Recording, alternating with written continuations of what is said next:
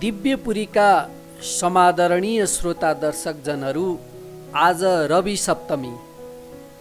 भगवान सूर्यनारायणको नाम साउन महिनामा गबस्ती भनेर चिनिन्छ। उहाँ आज कर्कट राशिमा बस्नु भएको छ। सूर्य भगवान नवग्रहहरूमध्येका सर्वोच्च ग्रह हुनुहुन्छ। त्यसैले नवग्रहको पूजा गर्दा सूर्य भगवानलाई माझमा राखेर वरिपरि अरू ग्रह स्थापना गरी ग्रह शान्ति, नवग्रह पूजा आदि कर्म गरिन्छ। आजैका दिन रामचरितमानस जस्तो महान परम पवित्र ग्रन्थका लेखक श्री गोस्वामी तुलसीदासजीले यो धराधाममा जन्म लिनुभएको थियो। जन्मदै राम बोलेर जन्मेका तुलसीदासजीले भगवान शिव र भगवान राम दुवैका कृपा पाउनु भएको थियो। त्यति मात्र होइन, भगवान शिवले सत्यम शिवम सुन्दरम लेखेर हस्ताक्षर गरिदिनु भएको ग्रन्थ हो श्री रामचरितमानस। श्री रामचन्द्रजीको उहाँले प्रत्यक्ष दर्शन पाउनु भएको त्यस्ता वाग्देवीका भरत पुत्र हुनुहुन्थ्यो गोस्वामी श्री तुलसीदासजी। त्यस्ता दिव्य महापुरुषको जन्म जयन्ती तथा श्री रवि सप्तमी पर्वको पावन अवसरमा दिव्यपुरी आध्यात्मिक केन्द्रद्वारा सञ्चालित दिव्यपुरीको टिभीको तर्फबाट हार्दिक सतत नमन गर्दछौँ। एउटा यस्तो महापुरुष जसले लेखेको ग्रन्थ आज संसारभर करोडौं करोड प्रति त्यसको बिक्री छ आज पनि। र त्यो ग्रन्थमा लोकार्पण भन्छ। त्यो ग्रन्थको लोकार्पण कसले गर्नुभएको छ त? त्यसको लोकार्पण भन्दा अहिले चाहिँ ब्यानर राखेर मान्छेहरू बोलाएर कथा वाचन अथवा कविता वाचन गरेर लोकार्पण गरिन्छ भने त्यति बेला भगवान स्वयं शिवशङ्कर भगवानले त्यो कृतिमा आफ्नो हस्ताक्षर गरिदिनु भएको छ र लोकार्पण भएको छ एउटा भने, अर्को कृतिमा भगवान श्री रामचन्द्र भगवानले त्यसमा आफ्नो हस्ताक्षर गरेर लोकार्पण गरिदिनु भएको छ। त्यस्ता कृतिहरूको सर्जकको बारेमा उहाँको जीवन कथालाई लिएर आज हामीले यो दिव्यपुरी च्यानलको साहित्य कार्यक्रमको पहिलो शुभारम्भ गर्दैछौँ। अघि तीर्थराज प्रयागको नजिकै चित्रकूट भन्ने ठाउँमा एउटा गाउँ थियो। त्यस गाउँमा आत्माराम दुबे नाम गरेका ब्राह्मण बस्दथे र तिनकी हुलसी देवी नाम गरेकी पत्नी थिइन्। ती दुवै दम्पतिको 1554 को श्रावण शुक्ल सप्तमीका दिन मूल नक्षत्र पारेर उनीहरूको चाहिँ गर्भबाट एउटा उज्जवल नक्षत्रको जन्म भयो। त कस्तो नक्षत्र त त्यो तारा? कस्तो तारा त भन्दाखेरि आश्चर्य लाग्दो छ। सामान्य मान्छेहरू त 9 महिनामा पुरा भएपछि 10 महिना लागेपछि गर्भधारण गरेको 10 महिनामा 9 महिना पुरा भएर 10 महिना लागेपछि बच्चा पाउँछन्। तर हुलसी देवीले 12 महिनासम्म त्यो बच्चालाई पेटमा धारण गरेर बोकिनु भक्तहरू। 12 महिनापछि बल्ल बल्ल पृथ्वीमा बच्चा जन्मियो। कहिले जन्मियो त्यो बच्चा भन्दा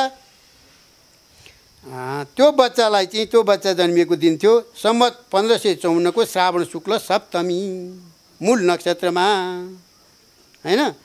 अब त्यो बच्चा जन्मिने बित्तिकै रुएन। बच्चा त जन्मिने बित्तिकै रुन्छ नि, च्याँ गर्छ, रुन्छ, च्याँ चुँ केही पनि गरेन। 12 महिनापछि बल्ल बल्ल जन्मेको बच्चा जन्मिँदैखेरि राम भन्ने शब्द आयो एकैचोटि। एकपटक राम भन्ने शब्द मात्रै उसको मुखबाट निस्कियो। र अब दुध खुवाउनु पर्यो बच्चालाई। जन्मिसके दुध खुवाउन लाँदाखेरि त मुखभरि दाँत छन्। कतिवटा छन् त दाँत भनेर गन्दाखेरि 32 वटा दाँत मुखैमा छन् जन्मिँदै। ल हेर्नुहोस्, अब यी हुलसी देवीलाई पनि मनमा चिन्ता पर्यो, यो अमङ्गल होला, अनिष्ट हुने भयो भन्ने। उता आत्मारामलाई पनि चिन्ता पर्यो, ओहो अमङ्गल भित्रियो मेरो घरमा। अब भनेर विरक्त लाग्यो। उनी पनि वनतिर कता कता हिँडे र बच्चा जन्मिएर बाहिर निस्केर त्यो दाँत हेरेपछि उनीहरूलाई त्यति मात्रै उसको हाउभाउ फेरि कस्तो छ भने त्यो बल्ल जन्मेको बच्चा 5 वर्षको बच्चाको जस्तो हाउभाउ छ। र त्यसपछि उनीहरू भयभीत भए। एक प्रकारको कल्पना गर्न लागे, अब यो अमङ्गल हुन्छ, यो घरमा बस्नु पनि बेकार छ भनेर उनी वनतिर कतातिर लागे विरक्त भएर आत्माराम र अनि हुलसी देवीले घरमा पालेकी एउटी चुनिया नाम गरेकी नोकर्नी थिइन्, दासी थिइन्। त्यस बेला नोकर्नी भन्दै थिए, दासी भन्दै थिए। ती दासीलाई दिएर यो माइतमा पठाइदियो, म राख्दिनँ यसलाई, यो आवश्यक हुनुहुन्छ भनेर भोलि पठाइदिन्। त्यो बच्चा पठाइदिएको भोलिपल्टै दैवगतिले गर्दा उनले पनि यो संसारबाट बिदा लिइन् र तिनी दासीले लिएर गएर त्यो बच्चालाई पालन पोषण गरिन्। आफ्नो घरमा लिएर गइन्, माइतमा लगिदिन्, उनको माइतमा लगिदिन्, आफ्नै घरमा लगाएर पालन पोषण गरेर राखिन्। त 5.5 वर्षपछि ती चुनिया पनि मरिन्। यो धरतीबाट बिदा लिएपछि अब बच्चा त टुरो भयो, के गर्ने भनेर स्वयं पार्वती माता ब्राह्मणीको रूप लिएर यो धराधाममा आउनुभयो र त्यो बच्चालाई खाना खुवाउने ओर्ने काम गर्दै हुनुहुन्थ्यो। यता भगवान् शङ्करको प्रेरणाले रामशैल राम पर्वतमा रहने एकजना अनन्तानन्दजीका प्रिय शिष्य नरहरियानन्दजीले त्यस बालकलाई लिएर त्यसको नाम राम बोल भनेर राखेर उसलाई अयोध्या लिएर गए र नाम राखिदिए राम बोल। किनभने जन्मदै राम भन्ने बोलेको उसले त्यहाँ गरेन, आमाको दुध पनि खोजेन, 32वटा दाँत छन् मुखभरि, हेर्नुहोस् त। र सम्वत 1561 मा माघ शुक्ल पञ्चमी तिथिको शुक्रबारका दिन उनको व्रत बन्द गरी यज्ञोपवीत संस्कार गराइदिए। आश्चर्यको कुरा यो छ कि गुरुले मन्त्र नदिँदै गुरु मन्त्र उनलाई कण्ठ भइसकेको छ। रामगायत्री पढ्थे उनी, रामगायत्री उनलाई आइसक्यो। त्यसपछि नरहरि स्वामीले वैष्णवको विधिअनुसार वैष्णवका 5 पञ्च संस्कार हुन्छन्, त्यो पञ्च संस्कार गरेर उनलाई वैष्णव दीक्षा पनि दिए र अयोध्यामा बसेर पढ्ने व्यवस्था भयो। राम बोलको बुद्धि बडो प्रखर छ। एकपल्ट गुरुको मुखबाट सुनेपछि उनलाई कण्ठ हुन्थ्यो, फेरि दोहोऱ्याएर भन्नु नपर्ने। त्यसपछि गुरु शिष्यका दुवै सुकर क्षेत्रमा गए। सुकर क्षेत्रमा गएर नरहरिजीले रामचरित्र सुनाइदिए उनलाई। केही दिनपछि उनी काशी पुगे। फेरि काशीमा शेषन्तजीबाट 15 वर्षसम्म वेद वेदाङ्गहरूको उपनिषदहरूको अध्ययन गरे उनले त्यहाँ। त्यसपछि त्यो गर्दा गर्दै एउटा लोक वासनाले उनलाई पनि कता कता गाँजो, सबै देखे, सबैका स्वास्नी छोराछोरी घर व्यवहार यही त हो नि मान्छेको मन होइन। त्यहाँ देखेपछि उनलाई पनि कता कता त्यतातिर आसक्ति जागृत भयो र गुरुसँग बिदा मागेर, गुरुकुलमा बसेकाले गुरुसँग बिदा मागेर उनी आफ्नो घरमा गए। एकचोटि कहाँ रहेछ त मेरो घर, कस्तो ठाउँमा जन्मिएर छु भनेर अब हेर्न गए। जाँदाखेरि त घरमा उनका कोही छैन, नातागोता कुलकुटुम्ब सबै मरिसकेका छन्, पिताजी पनि मरिसके र पिताजी मरेको खबर त्यहाँहरूबाट सुनेर काजक्रिया औषध क्रियाहरू गरे, श्राद्धहरू गरे र विधिपूर्वक काजक्रिया तर्पण आदि गरेर लोकलाई त्यहीँ बसेर रामकथा सुनाउन लागे। सम्वत 1583 जेठ शुक्ल 13 गते गुरुबारका दिन भरद्वाज गोत्रकी एक सुन्दरी कन्यासँग उनको विवाह भयो। विवाह गरे, घरमा श्रीमती दुलही ल्याए, सुख सम्पत्तिहरू भित्याएर आनन्दपूर्वक केही समय व्यवहार गरेर बसे र बस्दा बस्दै एक दिन श्रीमतीले भनिन्, होइन मलाई त माइत जानु मन लाग्यो, आइमाईको लागि माइत अत्यन्तै प्यारो हुन्छ अरे, कसलाई लिएर जान्छु त, कोही साथी छैन भन्दाखेरि देउरा लिएर जान्छु भनेर गइन्। जान उनी बाटा के पुगेछन्, त्यसपछि उनी पनि पुगेछन्, हिँडेछन् फेरि बुढा पनि। अनि उनलाई खपिन सक्नुभयो।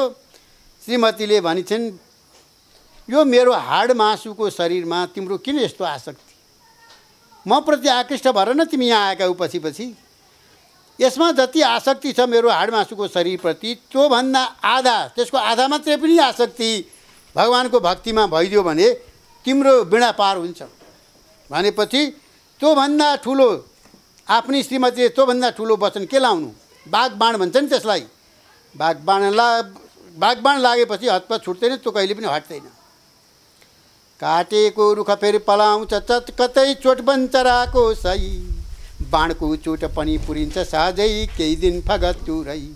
बागबाण लाग्छ गएर जसकन यहाँ छुट्दैन कस्तै गरी, रात दिन सम्झी लिएर ती सब कुरा बित्ने छ जन्मैभरि। सही नसक्नुभयो अनि त्यहाँबाट उठेर हिँडे, तुरुन्तै हिँडेर कहाँ पुगे त भने प्रयागमा पुगे।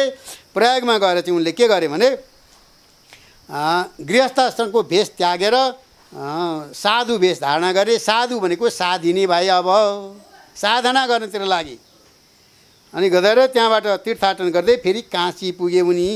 उनलाई मानस सरोवरको छेउमा बसेर कागभुसुण्डीको दर्शन मिल्यो त्यही बेलामा हैन। काशीमा बसेर त्यहाँ पनि रामकथा नि श्रवण गराउन लागे। फेरि त्यहाँ उनलाई एउटा प्रेत आएर त्यो कथा सुन्दा सुन्दै प्रेतले एकचोटि भनिदियो, यसो कानामा फुक्थ्यो कि हनुमान कहाँ बस्नुभएको छ भने हनुमानको ठेगाना पत्ता लगाइदियो।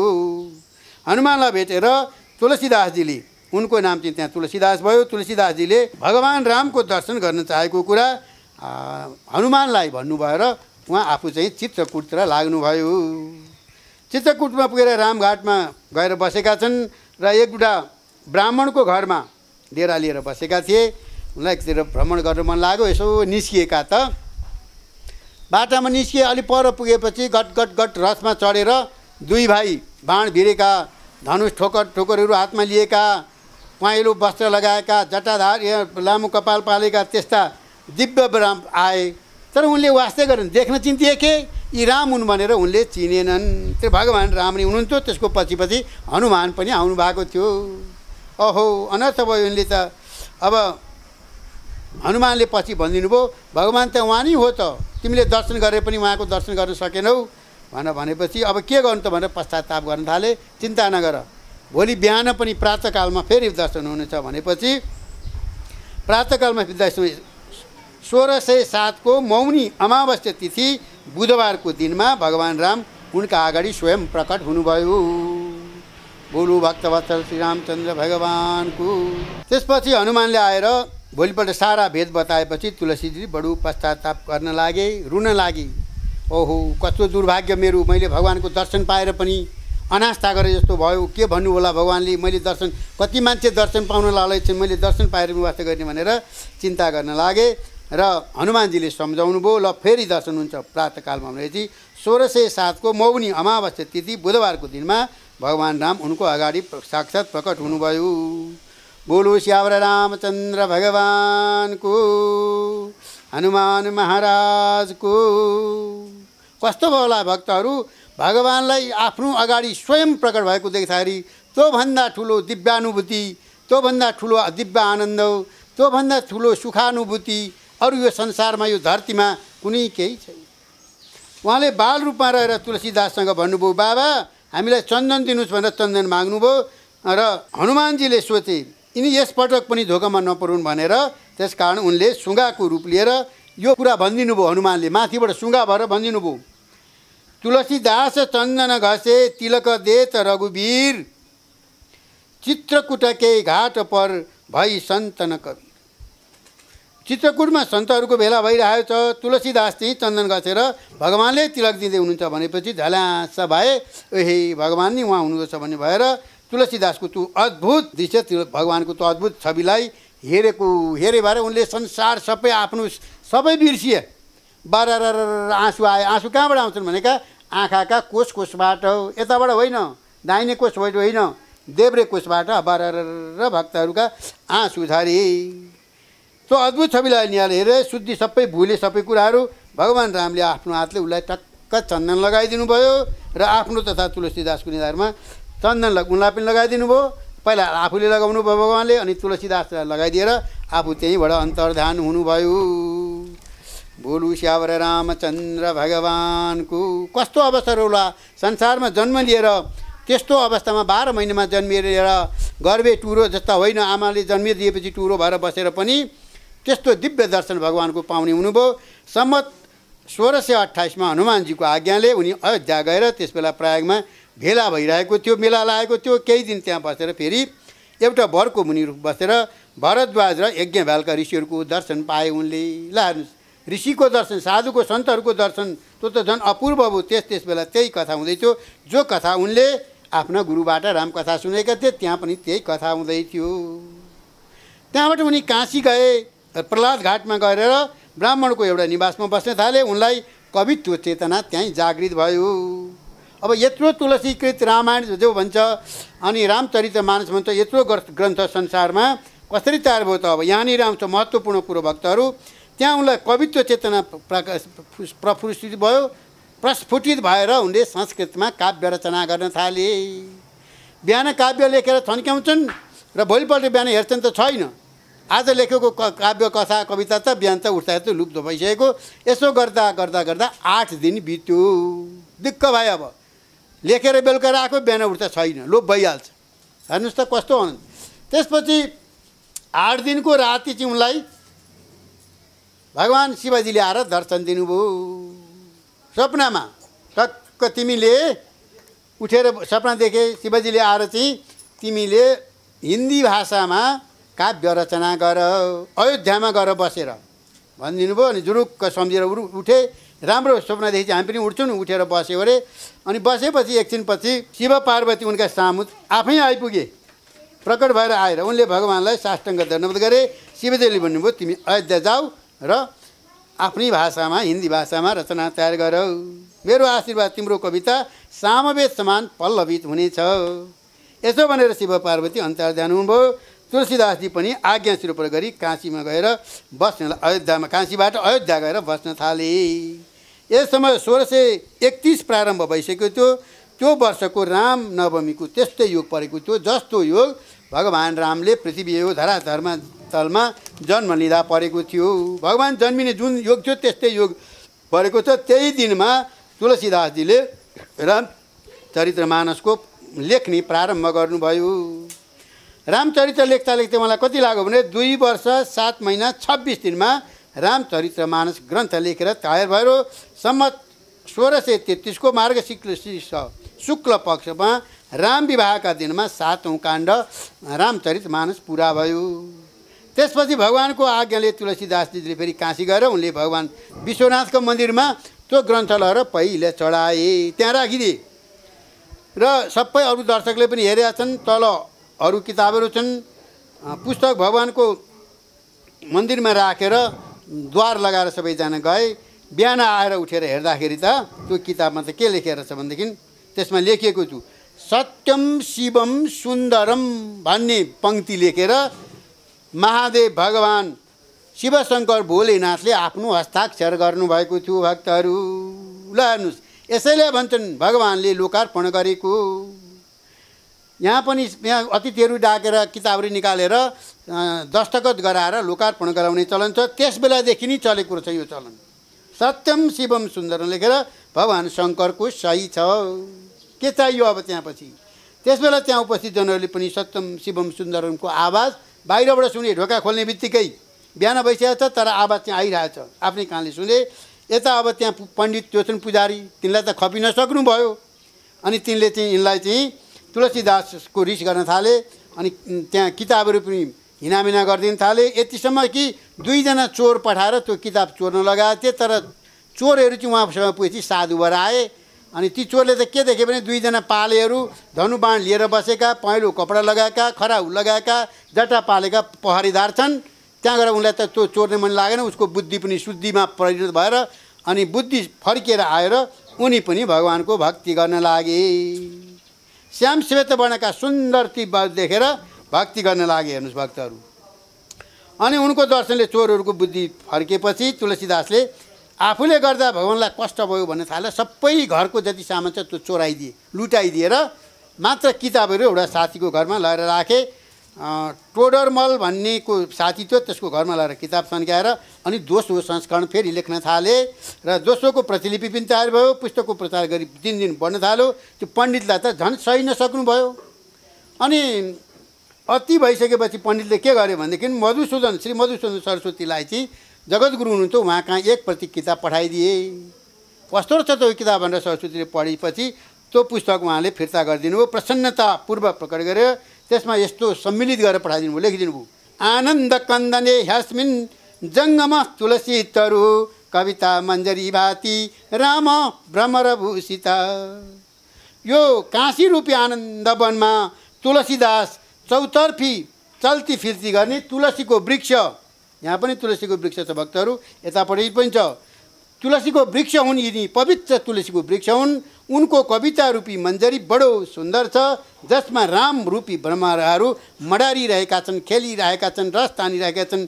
कसरी आनन्द लिएर फुलको रस जसरी भ्रमरा लिन्छन्, राम रूपी वृक्षका ती तुलसी रूपी वृक्षका ती रचनाहरूको रस चाहिँ राम रूपी भ्रमरहरूले लिइरहेका छन्, पान गरिरहेछन्।